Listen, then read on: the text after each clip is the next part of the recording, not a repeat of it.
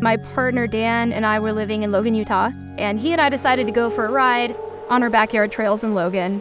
And we did, a pretty easy ride. It was like 4 hours, a bunch of climbing, and then it was ending with this big, beautiful 4,000-foot descent off this peak. And it was early in the descent, and the trail was overgrown. There were willows on the side of the trail, and I was crashing through the willows with my handlebars, and all of a sudden I felt something large hit my left handlebar and my front brake. And the next thing I knew, I had gone from 20 miles an hour on my bike to 20 miles an hour sailing through the air and came to rest on my head. Come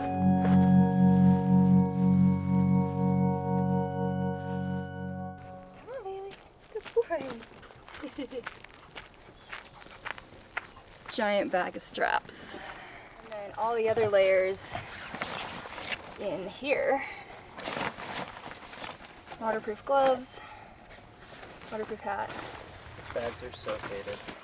So I am about to start a multi-sport attempt on the full nearly 500-mile Colorado Trail, and I'm going to be bike packing the bike legal sections and then fast packing the wilderness sections.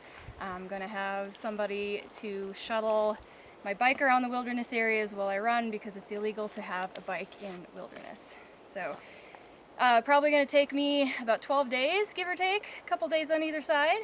And today I'm going to start out, I'm starting at an alternate start point for the CT called the Indian Creek Trail because I prefer to ride single track rather than gravel. And I'll be riding through the Buffalo Creek section today, which is fast and flowy, plenty of shade, which is great because it's going to be hot. And then I will do the first bike transition at the start of the Lost Creek Wilderness area, and hopefully I'll get to run into a few miles of the wilderness tonight.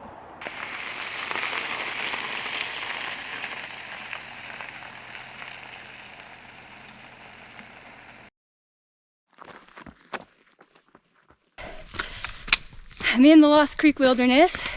It's really beautiful. It's pretty boggy so far. Ooh, trying to not get really wet. Ooh, it's been really good running actually. The trail is really smooth. There's rocks, but easy to navigate. And it looks like this. Yeah. I just reached my first split point in the Lost Creek Wilderness, and I was an hour ahead of where I thought I was gonna be, so that's pretty cool. I'm moving more quickly than I anticipated on foot. It's been a really great trail for running. Definitely some steep technical stuff that I walked, but overall I've been able to run a lot of it, which has been nice. It's really pretty right now. It's drizzling. Look. Whew.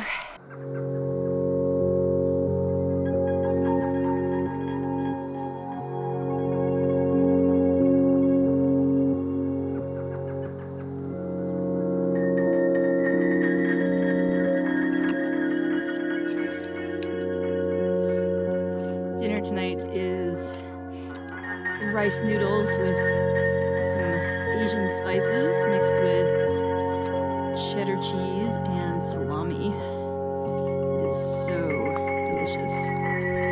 And it might be too much food. So good.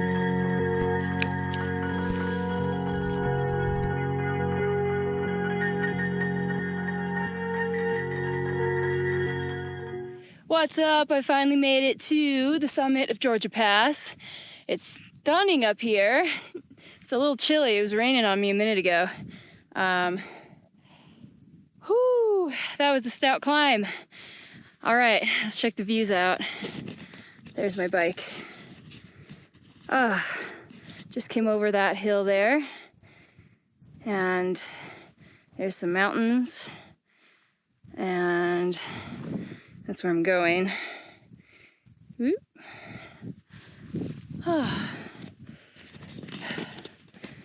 Okay, time to go down. Feeling pretty good. Definitely slow. Definitely my body's not really responding to my desire to move more quickly.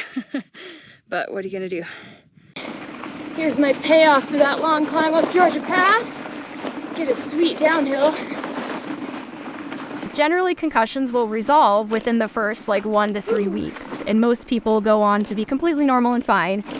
Post-concussion syndrome happens in about 30% of people, and they're not quite sure why it happens. If you have previous concussions, that can be a factor. I have had 2 previous pretty significant concussions that did not end in post-concussion syndrome. And so, with this concussion, I thought it was going to be the same. I thought I was going to be down for a week and then fine, and that was not the case.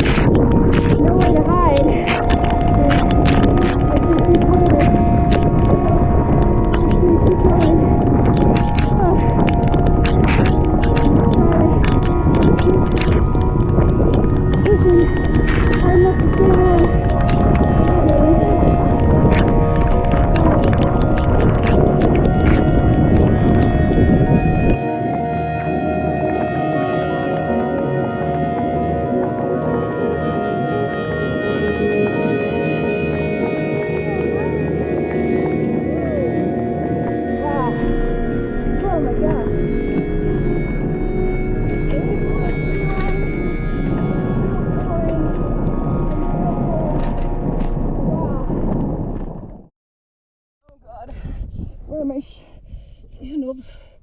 I'll just wear these, I guess. Oh,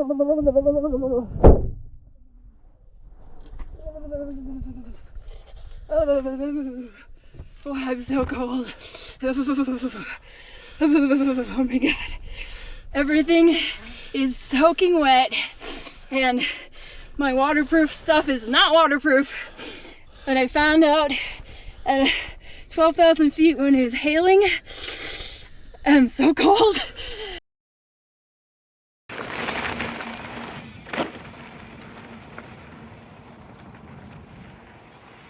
Essentially, yesterday was a total junk show. I forgot half my food, I forgot a bunch of important things, and so this morning I needed to do pretty much an entire reset while transitioning from bike to run, and I had to pull everything out, organize it, reorganize it, and 4.5 hours later, I am finally ready to start the run section. So I think there is a very real possibility that my incredible slowness with transitions could affect my ability to finish the trail. So we'll see. We'll see how this goes. This has been a continuous struggle for me since my injury, and it has been the one thing I haven't really been able to improve. So we'll see.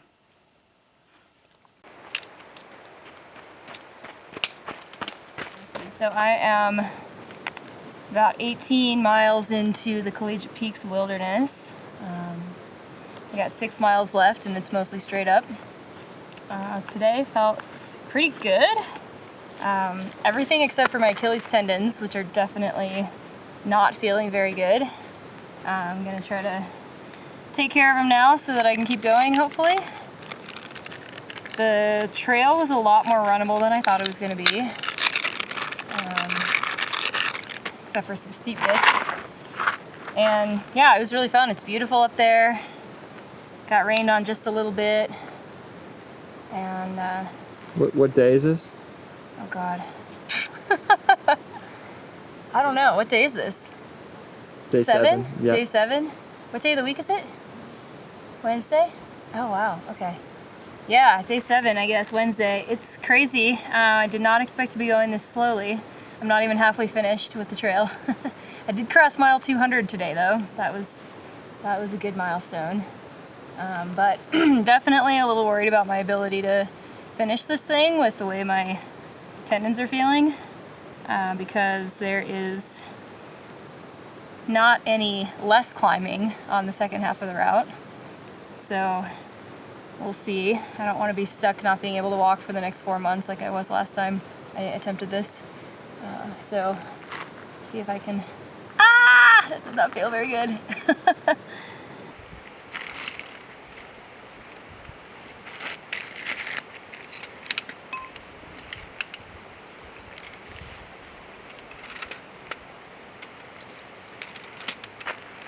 Okay.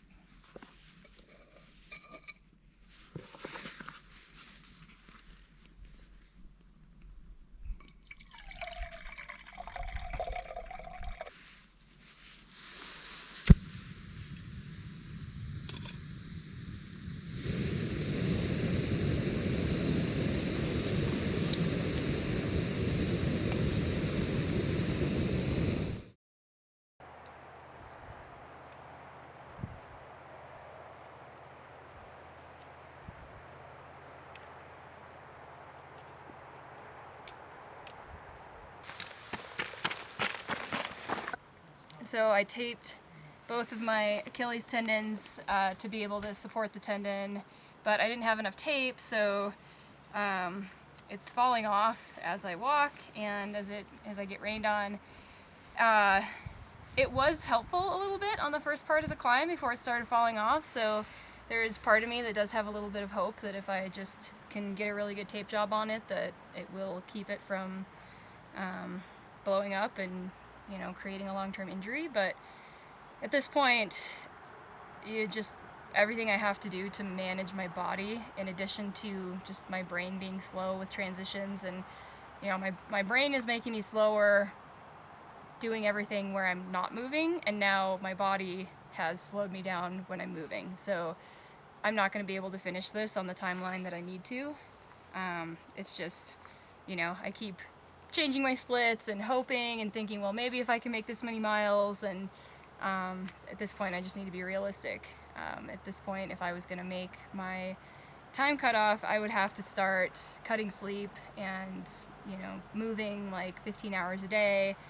I really want to finish, but it's just not going to happen in the way that I wanted it to. And so if it's going to happen, I just have to be creative with how I'm going to make it happen. And also, I'm just really committed to not destroy my body. So yeah, that's kind of where we're at. Biggest takeaway from my experience that I would really love to share is that change can only happen when you accept where you are. And I held myself back for an entire year because I couldn't accept that my brain was different. And I just kept expecting it to go back to the way it was. And when I finally accepted that there was no going back, that there was only going forward, that's when I started to heal. And I don't mean healing by like recovery in my brain going back to normal. I mean heal as in take control of my life in a healthy way and move forward from there. And it was really only then that I could do that, because for an entire year, I was just waiting. I was waiting to recover, waiting for my brain to go back to normal. And, you know, with a TBI or even with any other traumatic event, like sometimes it's not going to go back to normal. Like normal might not ever happen again. But if we think about it, like, we're not going to go back anyway, right? Like, I'm a different person than I was 5 minutes ago. You're a different person than you were 5 minutes ago. And it just becomes more obvious when we have something like a brain injury. And so I think the key is really accepting where we're at now and taking a hard look at who we are now. And only then can we figure out who we can become. And I think that that's the biggest takeaway that I've learned from, you know, from this project, from this last 2 years. And it really does apply everywhere.